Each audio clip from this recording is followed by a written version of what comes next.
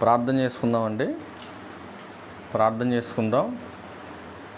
మహాపరిశుద్ధుడు, ప్రేమ నమ్మకం కలిగిన మా ప్రియ పరలోకపు కన్న తండ్రి, మీ ఘనమైన ఉన్నతమైన శ్రేష్టమైన నామానికి మీ ప్రియకుమారుడు యేసుక్రీస్తు ప్రభువారి ద్వారా కృతజ్ఞతాస్తుతులు చెల్లిస్తూ ఉన్నాను తండ్రి. ఈ రాత్రికాల సమయంలో మీ గ్రంథంలో నుంచి కొన్ని విలువైన మాటలు నీ పిల్లలకు వివరించుట కొరకు సిద్ధపడుతుండగా సమయోచితమైన జ్ఞానాన్ని నాకు అనుగ్రహించండి. నీ పిల్లలు కేవలము వినేవారుగా ఉండి మోసపోక విత్తబడుతున్న మాటలో ఉన్న సత్యాన్ని ప్రతి ఒక్కరూ కూడా అర్థం చేసుకుని గ్రహించడానికి తగినటువంటి జ్ఞానమును వివేచన శక్తిని నీ పిల్లలకు అనుగ్రహించి నడిపించండి. ఈ కోడికి ముగిసే వరకును కూడా తండ్రి ఎలాంటి అలరను ఆటంకమును లేకుండా మీ ప్రేమ చేత మమ్మల్ని అందరినీ కూడా ఆదరించి బలపరిచి నడిపించమని క్రీస్తు యేసు వారి పరిశుద్ధమైన నామంలో ఈ ప్రార్థనా వినపములన్నీ కూడా అడిగి వేడుకొనుచున్నాము తండ్రి, ఆమేన్. క్రీస్తునందు చేరువచ్చినటువంటి ప్రియులైన దేవుని పిల్లలందరికీ ప్రభు అయిన యేసుక్రీస్తు వారి పేరట నా ప్రత్యేకమైన వందనాలు తెలియజేస్తూ ఉన్నాను.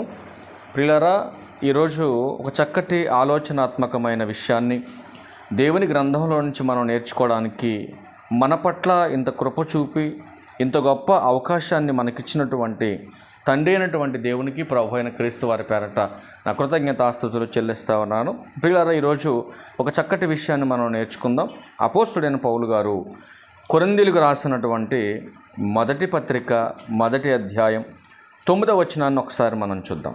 అపోస్తుడైన పౌలు గారు కొరింథీయులకు రాసిన మొదటి పత్రిక 1వ అధ్యాయం 9వ వచనం, మన ప్రభువైన యేసుక్రీస్తు అను తన కుమారుని సహవాసమునకు మిమ్మును పిలిచిన దేవుడు నమ్మదగినవాడు. ఇక్కడ సందర్భాన్ని జాగ్రత్తగా మనం ఆలోచన చేయగలిగితే, ఎవరి సహవాసంలోకి వచ్చాం మనం అందరం కూడా అంటే ప్రభు అయిన యేసుక్రీస్తు ప్రభువారి యొక్క సహవాసంలోకి వచ్చాం. మనం సహవాసం అంటే స్నేహం.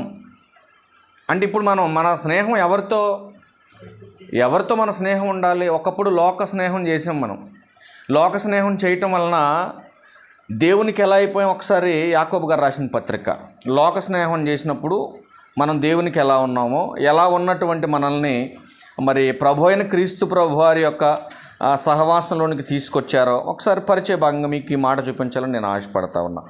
ఒకసారి యాకోబు గారు రాసిన పత్రిక 4వ అధ్యాయం వచనం 4, ఏమండి, వ్యభిచారులారా ఈ లోక స్నేహం దేవునితో వైరమని మీరు ఎరుగరా? అంటే లోక స్నేహం దేవునితో వైరం అన్నాడు. అంటే లోకంతో స్నేహం చేస్తే దేవునికి మనం ఇష్టమైన వారం కాదు. అంటే ఇప్పుడు సంఘంలో క్రీస్తు ప్రభువారి యొక్క సహవాసంలోకి వచ్చేసిన తర్వాత ఇక లోక సహవాసంలోకి వెళ్ళటానికి వీలు లేదు అని ఖచ్చితంగా మనకి బైబిల్ చాలా స్పష్టంగా తెలియచేస్తూ ఉంది. కనుక నీ సహవాసం ఎవరితో అనే దాని గురించి మనం కొన్ని మాటలు చూద్దాం. ఎవరితో సహవాసం చేయాలి? ఈరోజు చాలామంది గుడ్డెదు చేలో పడ్డట్టుగా ముఖ పరిచయం లేనటువంటి వ్యక్తులతో రకరకాలైనటువంటి పరిచయాలు చేసేసుకొని రకరకాలైనటువంటి విధి విధానాలలో ఈరోజు సంఘస్థులైనటువంటి వారే లోకస్తులుగా బిహేవ్ చేస్తున్నట్టుగా మనకు కనపడతా ఉంది నేటి సమాజంలో.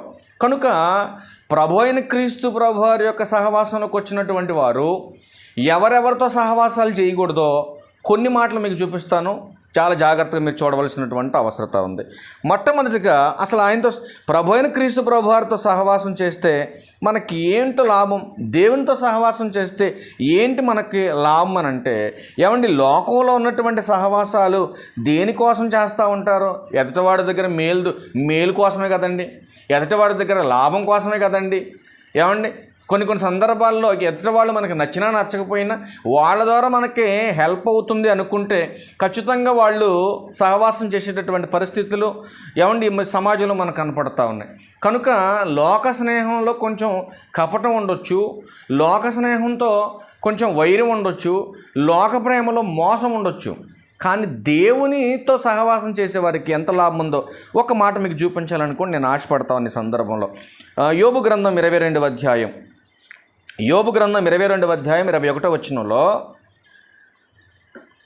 యోబు గ్రంథం 22వ అధ్యాయం 21వ వచనంలో, ఆయనతో సహవాసము చేసిన ఎడల నీకు సమాధానం కలుగుతుంది. అబ్బాయి, ఎంత బాగుందండి మాట. అంటే లోకంలో ఉన్నటువంటి సహవాసాలన్నీ కూడా ప్రమాదకరమేనండి. మీరు ఆలోచించాలా, లోకంలో ఉన్నటువంటి సహవాసాలన్నీ కూడా ప్రమాదకరమైనవే. మరి దేవునితో సహవాసం చేస్తే ఖచ్చితంగా నీకు సమాధానం దొరుకుతుంది. రెండోది ఏం చెప్తున్నాడండి, అలాగున నీకు మేలు కూడా కలుగుతుంది. దేవునితో సహవాసం చేస్తే ఒకటి, సమాధానం లేనటువంటి నీ బ్రతుకులో సమాధానం దొరుకుతుంది. ఏమండి, మేలు అంటే ఆశీర్వాదాలు, ఏమండి లాభం లేనటువంటి నీ బ్రతుక్కి లాభం అంటే మేలు ఉందంటున్నాడు దేవుడు. అంటే ప్రభు అయిన క్రీస్తు ప్రభువారి యొక్క స్నేహం చేస్తే, ప్రభు అయిన క్రీస్తు ప్రభువారితో స్నేహం మనం ఏర్పాటు చేసుకుంటే దేవుని దగ్గర నుంచి మనకేమేమి వస్తాయో చెబుతున్నట్టు చాలా ప్రాముఖ్యమైనటువంటి విషయాలు మనం జాగ్రత్తగా ఆలోచన చేస్తూ మనం వెళ్దాం. మరి ఇప్పుడు సహవాసంలోకి వచ్చాం. సహవాసంలోకి వచ్చినటువంటి మనం ఏం చేయాలి, ఇది కూడా చూద్దాం ఒకసారి. హెబ్రీయులకు రాసిన పత్రిక. సహవాసంలోకి వచ్చినటువంటి మనం మరి ఎవరిని ఫాలో కావాలి, దేని ప్రకారం మనం బ్రతకాలి అని అంటే, లోకాన్ని అనుసరించకూడదు, వ్యక్తులను అనుసరించకూడదు, లోక సంబంధమైన వాటికి మనం దూరంగా ఉండాలి. మరి దేన్ని అనుసరించాలో హెబ్రీయులకు రాసిన పత్రిక 4వ అధ్యాయం 2వ వచనంలో, వారికి ప్రకటింపబడినట్లు మనకును సువార్త ప్రకటింపబడెను కానీ వారు వినిన వారితో విశ్వాసం గలవారే కలిసి ఉండలేదు గనుక విన్న వాక్యం వారికి నిష్ప్రయోజనమైనది. అంటే వాక్యం వింటున్నటువంటి మనం ఎవరిని అనుసరించాలి, వాక్య ప్రకారం బ్రతికే వారినే అనుసరించాలి. ఇప్పుడు దేవుని సహవాసంలోకి వచ్చేసాం మనం. దేవుని సహవాసంలోకి వచ్చేసిన తర్వాత ఇప్పుడు ఎవరిని అనుసరించి మనం నడవాలండి, ఇక లోకాన్ని కాదు, వాక్యాన్ని అనుసరించని వాళ్ళని కాదు, వాక్యాన్ని అనుసరించే వాళ్ళని మనం ఫాలో కావాలి. వాళ్ళ ప్రకారమే మనం ముందుకు నడవడానికి ప్రయత్నం చేయాలి. అర్థమవుతుందండి? మరొక మాట చూస్తారా, మరొక మాట కొరింథీయులకు రాసిన మొదటి పత్రిక తీయండి ఒకసారి. సంఘంలో కొందరు ఉంటారు, వాళ్ళని అనుసరించడానికి నీకు వీలు లేదు, వాళ్ళని అనుసరించవద్దు నువ్వు. మరి ఇంకెవరిని అనుసరించాలి అంటే, వాక్యానుసారంగా ఎవరైతే సంఘంలో ప్రవర్తిస్తున్నారో వాళ్ళతో సహవాసం చేయి, వాళ్ళని అనుసరించు, వాళ్ళతో కలిసి ఉండు. కానీ సంఘంలో వాక్యాన్ని అనుసరించిన వాళ్ళు కొందరు ఉంటారు, కానీ వాళ్ళను నువ్వు ఫాలో అవడానికి వీలు లేదు. చూద్దాం ఒకసారి. కొరింథీయులకు రాసిన మొదటి పత్రిక 5వ అధ్యాయం 11వ వచనం చూడండి ఒకసారి. 5వ అధ్యాయం 11వ వచనంలో, ఇప్పుడైతే సహోదరుడు అనబడిన వాడెవడైనను జారుడుగా కానీ, లోబిగా కానీ, విగ్రహారాధికుడు కానీ, తిండిబోతు కానీ, త్రాగుబోతు కానీ, దోచుకునేవాడు కానీ అయ్యున్న ఎడల అట్టివానితో అస్సలు నువ్వు సాంగత్యం చేయటానికి వీల్లేదు, అట్టివాడితో సహవాసం చేయటానికి వీల్లేదు, వాడు నా ఫ్రెండ్ అని నువ్వు చెప్పడానికి అస్సలు వీల్లేదు అంటున్నాడు దేవుడు. అర్థమవుతుందండి మీరు? అంటే సంఘాల్లో 2 రకాలైన వాళ్ళు ఉంటారు.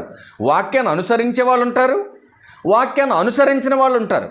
కనుక సంఘంలోకి వచ్చినటువంటి నీవు ఎవరిని అనుసరించాలంటున్నాడండి దేవుడు?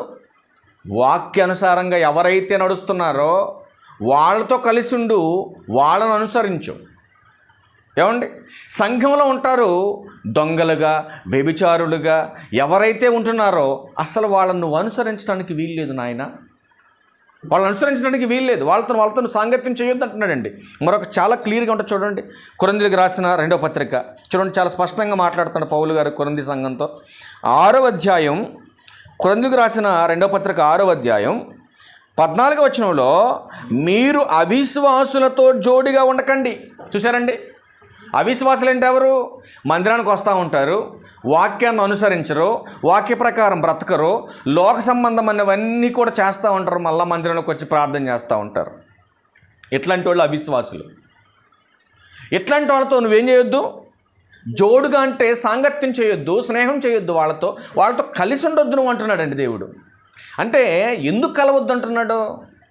మీరు ప్రత్యేకించబడిన వారు, ఏర్పరచబడిన వారు, పరిశుద్ధులు. ఏమండి, ఇట్లాంటి తత్వాన్ని దేవుడు మనకిచ్చి ప్రత్యేకపరుచుకుంటే, లోకానికి వేరుగా బ్రతకమంటుంటే, ఏమండి లోకానికి వేరవ్వటం అంటే లోకంలోంచి వెళ్ళిపోమని దీని అర్థం కాదు. లోకంలో ఉన్నటువంటి లోకాశలో నుంచి వేరవ్వాలి, శరీర సంబంధమైనటువంటి తత్వంలో నుంచి బయటకు వచ్చేసేయాలి, దేవుని తత్వాన్ని కలిగి ఉండాలి క్రైస్తవుడు. అందుకే క్రీస్తు ప్రభు వారి యొక్క సహవాసంలోకి వచ్చినటువంటి మనం ఎలా నడుచుకోవాలో చాలా జాగ్రత్తగా ఆలోచించవలసినటువంటి అవసరం ఉందండి. సంఘానికి వచ్చేస్తూ ఏమండి మనకు నచ్చినట్టుగా మనం బ్రతికేస్తూ ఉంటే, మనకు నచ్చినటువంటి వాళ్ళతో మనం సహవాసాలు చేసేస్తూ ఉంటే ఏమంటే అది చాలా అనర్థమని బైబిల్ చెప్తా ఉంది. మీకు సెకండ్ పార్ట్ కూడా మీకు మాట్లాడతాను. వేరే వ్యక్తులతో సహవాసం చేస్తే ఎంత ప్రమాదం ఉంటుందో వీలైతే నేను మళ్ళా ప్రభు దినాన్ని ఆదివారం నేను మాట్లాడడానికి ప్రయత్నం చేస్తాను. జాగ్రత్త, రెండో భాగం కూడా విందురు. కానీ నెక్స్ట్ ఏమన్నాడు, నీతికి దుర్నీతితో ఏమి సాంగత్యం. చూడండి, నీతి ఎక్కడ, దుర్నీతి ఎక్కడ. నక్కకి సామెత అంటారు కదండి, నక్కకి ఎక్కడ నాగలోకం ఎక్కడ అంటారండి. ఏమండి సందర్భాలు మాట్లాడతారు కానీ ఏమండి చూడండి, చీకటి వెలుగు ఎప్పుడైనా కలిసి ఉంటాయండి? ఆలోచించండి. పాలు నీళ్ళు కలిసి ఉంటాయి కానండి, చీకటి వెలుగు ఎప్పుడు కలిసి ఉండవండి. కనుక నీతికి దుర్నీతితో ఏంటి సంబంధం ఆలోచించండి. వాక్యపట్నంగా మనం మొదటి కీర్తన చదువుకుంటూ వచ్చాం. దాంట్లో 2 గ్రూపులు 2 తెగల గురించి మాట్లాడుతున్నాడు. అందులో ఏమండి, ఒకటి దైవ సంబంధులు, రెండవది దుష్టుని సంబంధులు. చాలా క్లియర్గా ఉందండి కదా దాంట్లో. అంటే నీతికి దుర్నీతితో ఏంటి పని ఆలోచించండి. మీరు నీతిమంతులు, దుర్నీతితో ఏంటి పని మీకు? దాంతో ఎందుకు మీకు సాంగత్యం ఆలోచించండి. అది దుర్నీతి అని నీకు ఎరిగినప్పుడు, నువ్వు తెలుసుకున్నప్పుడు దాంతో నీకేంటి పని ఆలోచించండి. అందుకే అన్నాడు, దుష్టుల ఆలోచన చొప్పున ప్రభు యొద్దకు వచ్చిన మీరు ఎందుకు నడవాలి ఆలోచించండి. మరొక మాట చూద్దామా? మరొక మాట చూసి ముగించేద్దాం. తెస్సలోనికలకు రాసినటువంటి 2వ పత్రిక 3వ అధ్యాయం తిండి ఒకసారి. తెస్సలోనికలకు రాసినటువంటి అపోస్తలుడైన పౌలు గారు తెస్సలోనికలో ఉన్నటువంటి సంఘానికి 2వసారి పత్రిక రాస్తూ 3వ అధ్యాయం 6వ వచనంలో ఒక ప్రాముఖ్యమైన సంగతిని చెబుతున్నాడు. చూద్దాం. సహోదరులారా, చూడండి, మా వలన పొందిన బోధన ప్రకారము కాక అక్రమంగా నడుచుకొని ప్రతి సహోదరుని యొద్ద నుండి తొలగిపోవాలని మన ప్రభు అయిన యేసుక్రీస్తు పేరట మీకు ఆజ్ఞాపించుచున్నాను. మేమేమైతే అపోస్తుల బోధన మీకు నేర్పుతున్నామో ఆ బోధనే అనుసరించాలి. ఒకవేళ దానికి భిన్నంగా ఏదైనా బోధ జరుగుతుందనుకోండి, అట్లాంటి తత్వం కలిగిన వారు ఎవరు ఉన్నారనుకోండి, ఏం చేయాలి? మీరు పక్కకి వెళ్ళిపోవాలి మీరు. ఎందుకంటే ఆరోగ్యకరమైనటువంటి బోధ అపోస్తుల బోధ, క్రీస్తు ప్రభువారు నేర్పినటువంటి బోధ. దానికి భిన్నమైనటువంటి బోధ ఉంది సమాజంలో, అది కూడా క్రీస్తు పేరిట జరుగుతుంది. దాన్ని మీరు పసిగట్టాలి. ఎందుకంటే క్రీస్తు ప్రభువారి యొక్క సహవాసంలోకి వచ్చినటువంటి మీరు ఖచ్చితంగా ఇవన్నీ కూడా ఎరగాలి, ఇవన్నీ కూడా తెలుసుకోవాలి. కనుక నేను ఎవరితో స్నేహం చేస్తున్నాను, నా సాంగత్యం ఎవరితో అనేది మనలను మనమే పరీక్షించుకోవాలా, లేదంటే ఎవరన్నా పరీక్షించి మనల్ని చెప్పాలా? ఏమండి, అపోస్తలుడైన పౌలు గారు కొరింథీయులకు రాసినటువంటి 2వ పత్రిక 13వ అధ్యాయం 5వ వచనం ఏమన్నా, మీరు విశ్వాసం గలవారై ఉన్నారో లేదో మిమ్మల్ని మీరు చెక్ చేసుకోవాలి. అంతేగాని ఎప్పుడు కూడా విశ్వాసులుగా పిలువబడుతున్న వారు ఏం చేస్తారంటే ఎదుటివారి గురించి ఆలోచన, ఎదుటివారి కూర్చున్నటువంటి పరిశోధన తప్ప అసలు మనం విశ్వాసం కలిగి ఉన్నామా లేదా, మన విశ్వాసం మనల్ని రక్షిస్తుందా లేదా, మన విశ్వాసం మనం స్వస్థపరుస్తుందా లేదా, మన విశ్వాసం పరలోకాన్ని చేరుస్తుందా లేదా, మన విశ్వాసం వలన అసలు మనము ఏమంటే దేవునికి ఇష్టంగా ఉన్నామా లేదా అన్న ఆలోచన మనం చెక్ చేసుకోడండి. ఎప్పుడు ఎదటివారి మీద బడి ఏడ్చే తత్వమే తప్ప ఏమంటే మన విశ్వాసం ఏంటి, మన బ్రతుకు, మన భక్తి ఏంటి, మన ఆత్మీయత ఏంటి అన్న ఆలోచన జ్ఞానం చాలామందికి లేదండి. అందుకే నీ సహవాసం ఎవరితో అసలు ఆలోచించు. ఎవరితో నీ సహవాసం? ప్రభు అయిన క్రీస్తు వారితో నా సహవాసం అని చెప్పాలి. ఎందుకంటే ఆయన యుద్ధకు వచ్చినటువంటి మనమందరం కూడా ఆయన వల్లే నడుచుకోవాలి కదండి. ఆలోచించండి. ఇంకొక మాట చూసుకొని దీంట్లోనే 14వ వచనం కూడా చూడండి. తెస్సలోనికి రాసినటువంటి 2వ పత్రిక 3వ అధ్యాయం 14వ వచనంలో, ఈ పత్రిక మూలంగా మేము చెప్పిన మాటకు ఎవడైనను లోబడని ఎడల అతనిని కనిపెట్టి అతడు సిగ్గుపడు నిమిత్తము అతనితో సాంగత్యం చేయకండి. ఎవడైనా వాక్య ప్రకారం నడవట్లేదు అనుకోండి, వాడిని ఏం చేయాలి? అట్లాంటి వాడితో సాంగత్యం చేయకండి. అట్లాంటివి చేయకండి, సాంగత్యం చేయకండి. అసలు ఈ పత్రిక మూలంగా మేము చెప్పిన మాటకు ఎవడైనా లోబడని ఎడల అతనిని కనిపెట్టి అతడు సిగ్గుపడు నిమిత్తం అతనితో సాంగత్యము చేయకండి. అట్లాంటి వాడితో సహవాసం సంఘములో ఉన్నోళ్ళతోనే చేయొద్దు అంటున్నాడంటే మరి లోకంతో చేస్తే మరి దేవునితో వైరమే కదండి, దేవునితో యుద్ధమే కదండి, దేవునికి శత్రువుగా మారిపోతాం కదండి. మీరు ఆలోచించండి ప్రియులారా. అందుకే సంఘములకు వస్తున్న వారు వాక్యాన్ని ఎవడైతే వాక్య ప్రకారం బ్రతకట్లేదో, ఎవరైతే వాక్యాన్ని అంగీకరించట్లేదో వాళ్ళని కనిపెట్టండి. కనిపెట్టి వాళ్ళతో మీరు సహవాసం చేయకండి. ఇప్పటి వరకు ఏమైనా తెలియక చేస్తున్నారా? చేస్తే డిస్కనెక్ట్ చేసేయండి వాళ్ళతో. ఎందుకంటే నీతికి దుర్నీతితో ఏంటి సంబంధం ఆలోచించండి.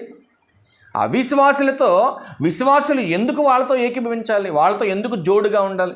ఎందుకు వాళ్ళతో సహవాసం చేయాలి? ఆలోచించండి. ఆలోచించండి ప్రియమైన దేవుని వారలారా. ఎఫెసీయులకు రాసిన పత్రిక 5వ అధ్యాయం 6వ వచనం ముగించేద్దాం ఈ మాటతో. రెండో భాగంగా మనం రేపటి దినాన మరొక మాట చూద్దాం. మరొక భాగంలో మరి కొన్ని మాటలు నేర్చుకుందాం. ఎఫెసీయులకు రాసిన పత్రిక 5వ అధ్యాయం 6వ వచనంలో, వ్యర్థమైన మాటల వలన ఎవడును మిమ్మును మోసపరచనీయకుడి, ఇట్టి క్రియల వలన దేవుని ఉగ్రత అవిధేయులైన వారి మీదకొచ్చును గనుక మీరు అట్టి వారితో పాలివారై ఉండకండి. ఎందుకండి అవిశ్వాసులతో, వాక్య ప్రకారం బ్రతకని వాడితో ఎందుకు సంగతి చేయొద్దన్నాడు?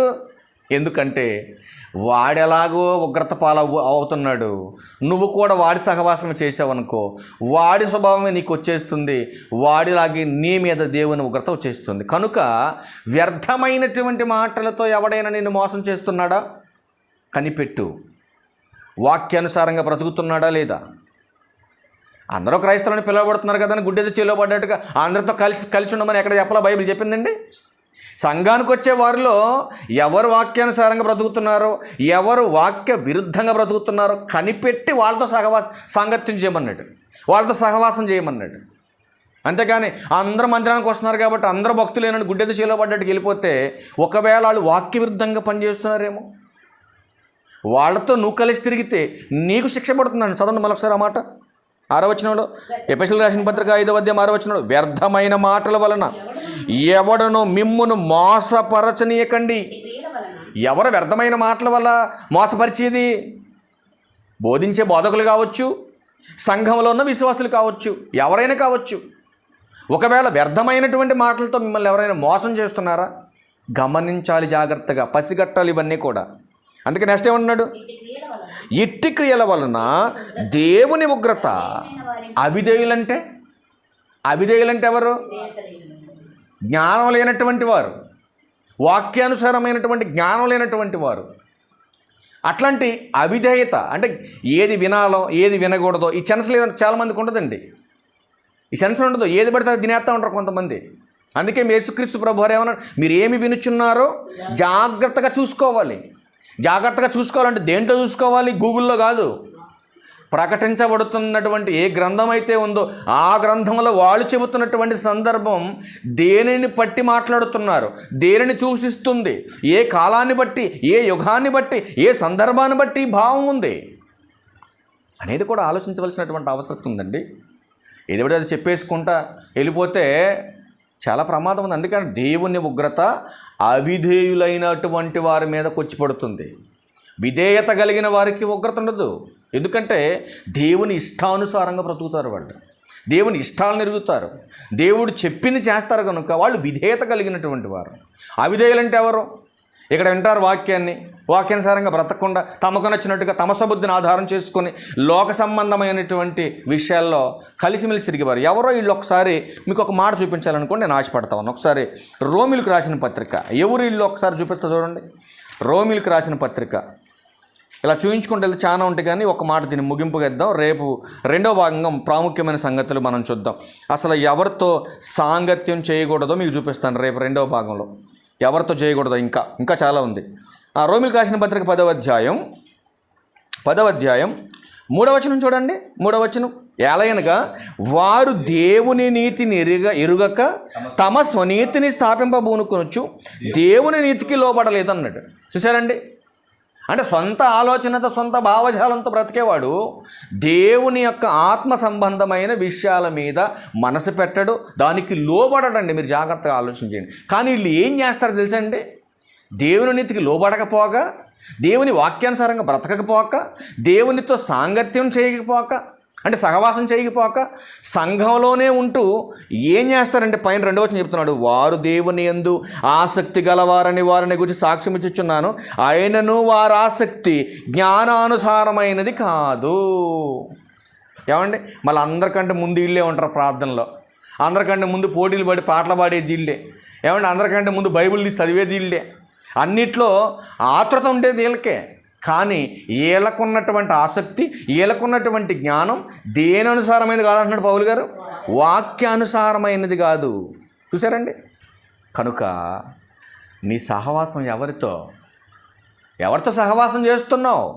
ఎవరితో సహవాసం చేయకూడదో సంఘములో ఉన్నవారి గురించి కొన్ని చూపించాను.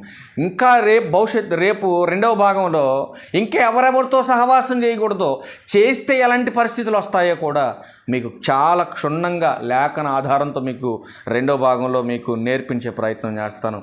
ఆసక్తి కలిగి విన్న మీ అందరికీ ప్రభు అయిన క్రీస్తు వారి పేరిట నా ప్రత్యేకమైన వందనాలు తెలియజేస్తూ ఈ నా మాటలు ముగిస్తాను. అందరికీ వందనాలు. Thank you.